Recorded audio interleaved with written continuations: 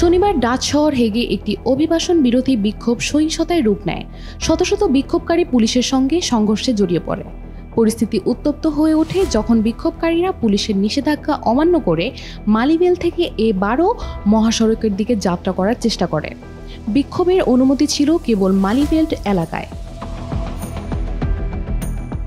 প্রায় 1500 মানুষ সমবেত হন। কিছু বিক্ষোভকারী পুলিশের উপর পাথর, বোতল ও লাঠি নিক্ষেপ করে। পদ্মা সেতু, মেট্রো রেল এবং এলিভেটেড এক্সপ্রেসওয়ে নির্মাণের গর্বিত অংশীদার বসুন্ধরা সিমেন্ট। পরিস্থিতি নিয়ন্ত্রণে পুলিশ জলকামান ও টিয়ার গ্যাস ব্যবহার করে। একটি পুলিশ গাড়িতে আগুন ধরিয়ে দেওয়া হয় এবং সাজোয়া যান দিয়ে জনতাকে ঠেকানোর চেষ্টা করা হয়। এদিকে কাছাকাছি অবস্থিত D66 দলের অফিসে হামলা হয়।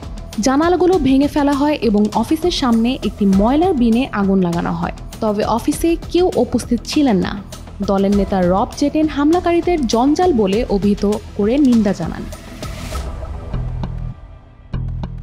এ বিক্ষোভ আয়োজন করে এলস রেইডস, যারা কঠোর অভিবাসন ও আশ্রয় নীতির দাবি তোলে। আয়োজকেরা শান্তিপূর্ণ বিক্ষোভের আহ্বান জানালেও পরিস্থিতি দ্রুত সহিংস হয়ে ওঠে। অনেক বিক্ষোভকারী ডাচ পতাকার পাশাপাশি পিনসেনব্লাগেন নামে একটি বিতর্কিত পতাকা বহন করেন, যা অতীতে ডাচ জাতীয় সমাজতান্ত্রিক আন্দোলনের সঙ্গে যুক্ত ছিল এবং বর্তমানে ডানপন্থীদের প্রতীক হিসেবে ব্যবহৃত হয়।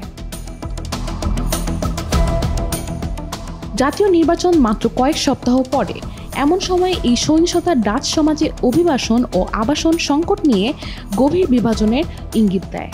পুলিশ একাধিক ব্যক্তিকে গ্রেফতার করেছে এবং ঘটনার তদন্ত চলছে। Sanjida Chowdhury, Daily Sun.